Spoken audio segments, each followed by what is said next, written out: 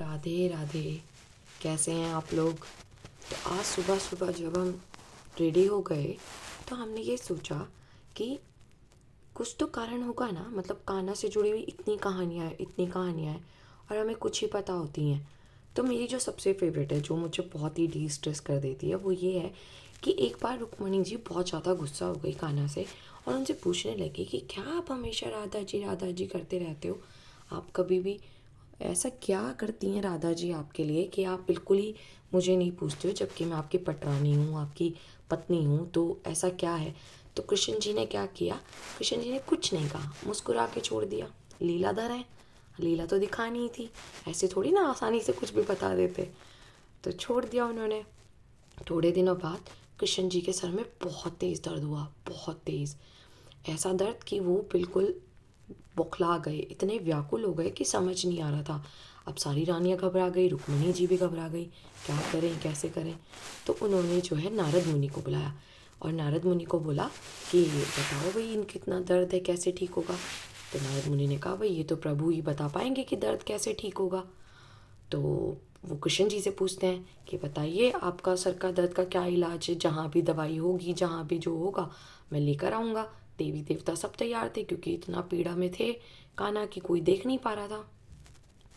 तो कृष्ण जी थोड़ा सा रुके और बोले कि जो मुझे सबसे ज़्यादा प्रेम करता है, अगर वो मुझे अपने चरणों की धूल पिला दे तो मैं बिल्कुल ठीक हो जाऊँगा।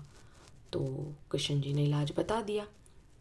तो नारद जी ने बोला रुक्मणी जी को कि आप श्री कृष्ण से इतना प्रेम करती हैं, इतना वो करती हैं, तो आप अपने चरणों की धूल दे दो। तो बोली, अरे पागल हो क्या नारद जी, आप कैसी बातें कर रहे हो? प्रभु को अपने चरणों की धूल? मुझे पाप थोड़ी ना चढ़ाना है, मैं बिल्कुल नहीं दूंगी। फिर नारद जी ने बोला, पर ऐसे तो कान्हा का दर्द कैसे सही होगा? तो बोली, नहीं नहीं, मैं ऐसे नरक का भागी थोड़ी ना बनूंगी, प्रभु मेरे चरणों की धूल पियेंगे, इससे बड़ा पाप तो कोई हो ही नहीं सकता, मैं नहीं दूंगी। फिर उन्होंने दूसरी रानियों से पूछा, क्योंकि कृष्ण जी की तो 16,108 रानियाँ थी, कि कोई तो होगी ऐसी कि जो कृष्ण जी को अपने चरणों की धूल दे दे। अब भाई वो भी बोले कि नहीं नहीं नारद मुनि, हमें अपना पाप नहीं चढ़ाना, हमें स्वर्ग में जाना है, हमें नरक में नहीं जाना। हम प्रभु को अपने पैरों की धूल चटाएंगे तो हम तो पक्का नरक में जाएंगे।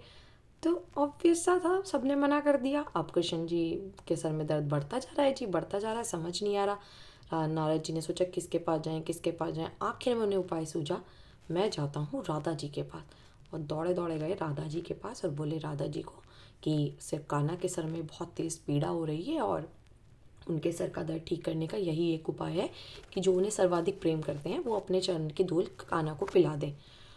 तो राधा जी एकदम अपने चरणों की धूल नारद जी को दे देती हैं। तो नारद मुनि बड़े आश्चर्यचकित होते हैं, क्योंकि भाई जब स्वयं की पत्नी ने नहीं दिया तो नारद राधा जी क्यों नरक का भागी बनना चाहती हैं? तो उन्होंने राधा जी से पूछा कि आपको स्वर्ग और नरक की चिंता नहीं है?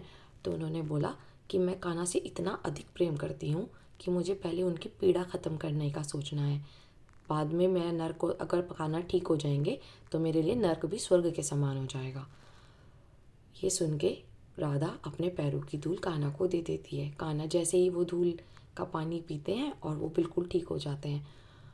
तब वो जाकर रुक्मणी को बोलते हैं कि अब तुम्हें शायद समझ में आ गया होगा कि क्यों मैं राधा को सबसे ज़्यादा प्यार करता हूँ।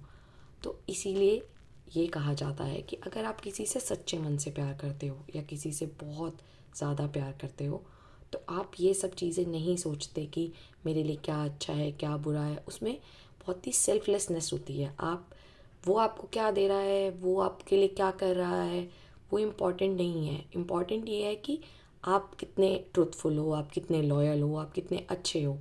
क्योंकि ऐसा नहीं है, हमें हर दूसरे बंदे से प्यार नहीं हो सकता। हम जिससे करते हैं, अगर हम उसके प्रति थोड़ा भी लॉयल्टी रखते हैं या थोड़ा भी विश्वास रखते हैं या थोड़ा भी उसको ये दिखाते हैं कि अगर तुम कुछ टाइम तक अवेलेबल नहीं भी हो या गलत सही भी कर रहे हो बट स्टिल तुम मेरे हो, तो मुझे लगता है कि यही असली प्रेम होता है।